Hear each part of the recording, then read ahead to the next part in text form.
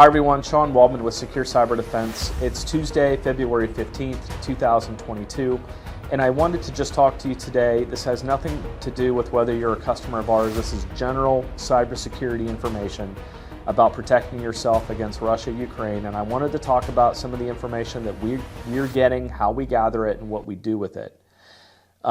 So a lot of you know that we are fans of CISA, which is the Cybersecurity and Infrastructure Security Agency. The things that they do talk about, the alerts that they put out, the information that they publish is very much applicable to just about any business or any organization inside the United States. So what I like to say is that, we're going to filter through some of this for you and give you some of the highlighted information. But the information and the research that they produce is absolutely solid. That all being said, there's a couple things going on. First of all, CISA has been practically begging for organizations to pay attention to this regardless of if you're critical infrastructure. Because you're not a critical infrastructure organization, that you're not going to be targeted from Russia. Understand that the Russians have made no credible threats against our critical infrastructure, but it's not beyond them to attack that. So is that a threat? Yes. What is critical infrastructure? Critical infrastructure is water, sewer, power, 911 services, air traffic control. Those are critical things that operate our United States government and all the things that we depend on, day to day.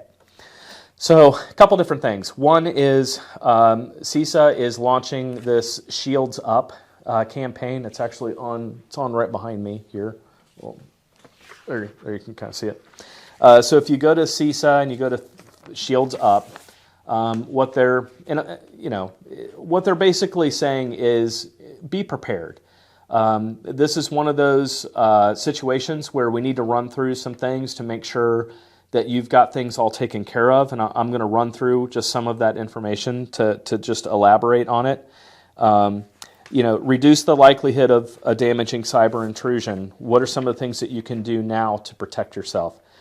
So validate that all remote access to the organization's network is requiring multi-factor authentication, meaning that if you've got users at home and they're VPNing into the network and they're not using multi-factor authentication, you need to set that up as soon as possible. If they're not using multi-factor authentication, either shut that off or find a different way that utilizes MFA to get them into the network.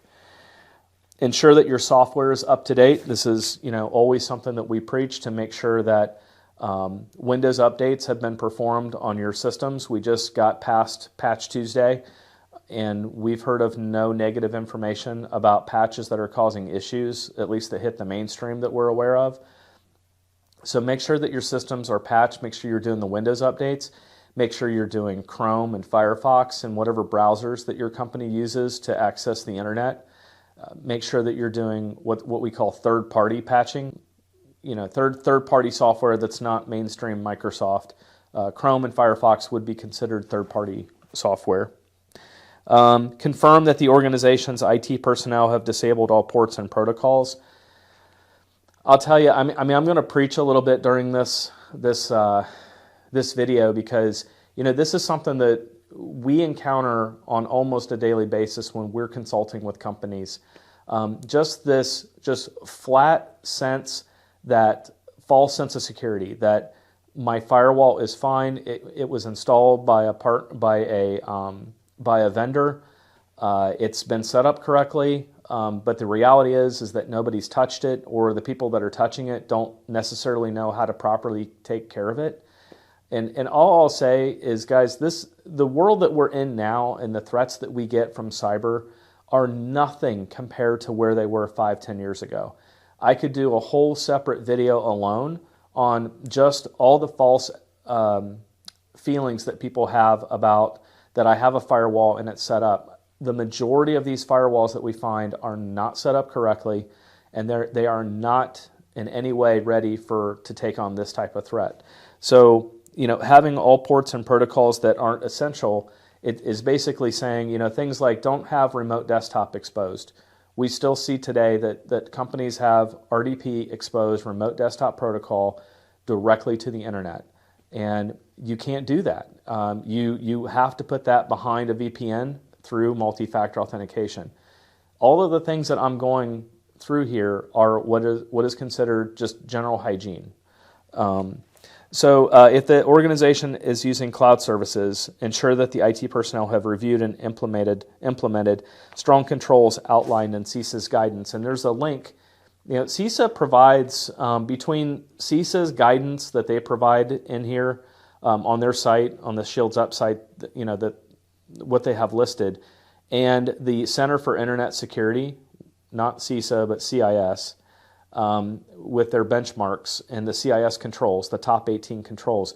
Those are very, very, very good guidance documents that you can follow. Most of this stuff is very, very easy to understand. It's easy to read, and it's easy to digest. So, just going through and looking at whatever their guidance is, but the cloud stuff, my goodness. I mean, all the stuff that people have gone to Office 365 and gone to the cloud, they don't put a firewall in the cloud. They just assume that Microsoft or AWS took care of it for them. They don't have multi-factor turned on their email. None of the alerts are set up in Office 365. There is just this gigantic disconnect on how an organization was able to get to the cloud in the first place. And a lot of these organizations that have helped move these folks to the cloud just either didn't tell them about the security or it just wasn't on top of mind for them. So, it puts us in a very interesting situation, when we come in to do our assessments and find gaps, and we produce all this information saying that, you've got all these gaps and all these errors, and they're just dumbfounded. And I don't want it to be like that, but we're just in a situation today where, you need to have some expertise. It has nothing to do with secure cyber defense. If you have a trusted cybersecurity partner that you work with, I suggest that you continue that relationship. But I want you to ask the right questions. I want you to pull these documents, and I want you to approach your IT and your service providers, and I want you to challenge them and say, what are you doing in alignment with this guidance? How are you helping me? Some other stuff that you can do, just being aware of what's normal on your network. This is also a very good time to be what we call baselining the network, and you need to understand what is normal and what isn't. So if something abnormal is going on, it needs to be able to get your attention enough that you can say, hey, something's going on that isn't normal, so I need to respond to that. Confirm that your organization is running EDR software, so endpoint detection and response. This is things like SentinelOne and Carbon Black and FortiEDR, CrowdStrike. Those are EDR systems, EDR software that you need to be running on your endpoint. If you have anything else other than what I mentioned, you need to seriously reevaluate what you have. If you have other products, and I'm not going to list them, but you just need to take a look at that, because there are certain software systems that you need to have in order to combat these types of threats. Designating a crisis team, having a plan. What does your incident response plan look like? How are you going to respond to these incidents? There's a whole document on how the majority of these attacks occur on nights, weekends, and holidays. That's when they happen, and they happen that way because the attackers know that generally these organizations, your organization, isn't staffed 24/7, 365 with IT personnel, let alone cybersecurity personnel that can respond to a threat. Testing backup procedures, making sure that the backups that you have are good and that they work. We still run into companies all the time that say that their backups are good. They get an email from their backup software or company telling them that the backups have completed successfully and that on occasion they have restored files, and therefore they're deeming their backups good.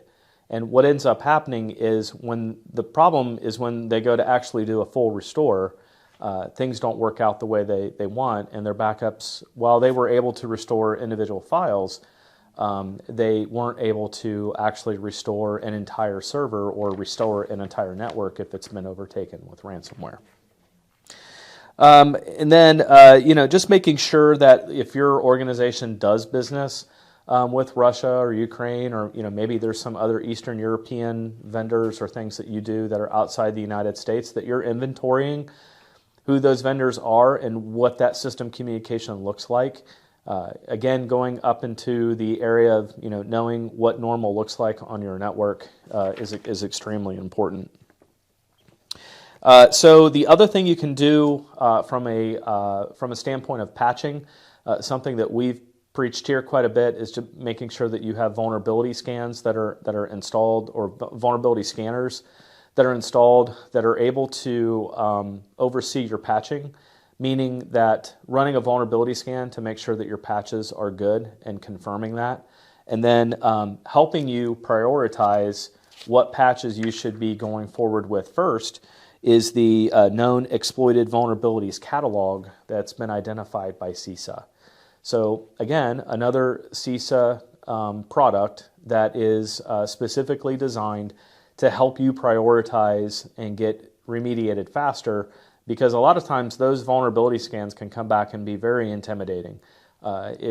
Depending on the size of your network, they can be hundreds and hundreds of pages long, and most companies just don't know where to start. So that's a good thing on that CISA has to help you on where to start. I was just looking at the Shields Up memo that came out that CISA had some additional recommendations. A lot of these bulletins are coming out just saying, make sure you're addressing cyber hygiene. And I've had a lot of customers ask me, when you say cyber hygiene, what does that mean exactly? And what we mean is heading out to the CIS controls. So just Google CIS top 18 controls and downloading those controls. And you want to look at what we consider hygiene as information group 1. So if you were to take those 18 controls and look at information group 1, you would want to take a checkbox to every one of those items in group 1, and that's what we consider general hygiene. But really, the bigger things are just being aware, having a plan, practicing the plan, having EDR, validate your backups, reduce your exposure with your firewall, make sure that things aren't exposed that shouldn't be. Taking an inventory on what you have, knowing what hardware and software you have. These are all just, I can keep coming up with the list of just common things that happen when companies get hit with ransomware. And I think some of the questions we usually get too is, well, Shawn, in a nation-state attack, what form will this come in? And that's a really good question. One would assume that depending on the threat actor, right? So, if this is a Russian-type sponsored attack, that it could come in the form of a software supply chain type attack that we saw with SolarWinds. It could come in the form of ransomware, which is something that Russia has definitely described being capable of doing, and they've delivered that. It could come in the form of distributed denial of service attacks like we're seeing now against Ukraine, allegedly. I haven't validated that information, but the information that we have today is that Ukraine is experiencing DDoS attacks. One would assume that it's coming from Russia, but again, I don't have that information 100% in front of me. So really, there is a whole document that they produce on the CISA website that specifically surrounds, how to, being able to detect and respond to a mitigating Russian state-sponsored cyber threats. Again, that particular document is targeting U.S. critical infrastructure, but I emphasize today that the fact that it's critical infrastructure and you're a business that's not critical infrastructure, everything I talked about, everything that's said needs to be paid attention to. So I'm sorry that this video was a little bit longer than normal, but there is so much information that's coming out. There is so much guidance that's coming out. It's getting very difficult to, if I was in your shoes from a company trying to say, look, there's all this information coming at us about how to be prepared. And by the time you look at all these different documents and all the things that they're mentioning, there's we've got to do 36 things in order to just prepare ourselves for an attack that could potentially be imminent. So if you've got those types of questions about, I just don't understand where to go, how to prioritize what I need to do, to just be brutally honest with you, time is running out. These things take a lot of time to be able to identify those risks, where those gaps are, and get solutions. I just encourage you, obviously we are an organization that can assist with this, but if you're a CEO, ask questions. If you're a board, ask the questions. I think for the most part that, and don't be afraid to ask additional questions or pull other parties in if you have to. Because we've just seen that most companies just get a false sense of security, and it's not done maliciously. It's not because their IT guy misled them. It's not because a board asked a question and they got an answer. It's because they got an answer that wasn't accurate, and it wasn't necessarily malicious. All I can say is trust and verify. And get other opinions if you need to. But seriously, time is running out. All these things are things that are extremely important. You won't potentially be able to get to all of them, but definitely, reaching out to those trusted vendors and those trusted sources are a good way to start. So we'll continue to keep you updated. We typically don't mass deploy this information unless we really think that this is information that is literally for everyone. I know, for secure cyber defense customers, we generally do more private briefings for our customers. But this is just one of those situations that this information has got to be relayed. It's got to be easily digestible. Again, I think one of the things that we're good at is taking all that really good information that CISA has and just prioritizing and help kind of digest that a little more and get that in front of you. So thanks. Have a great day.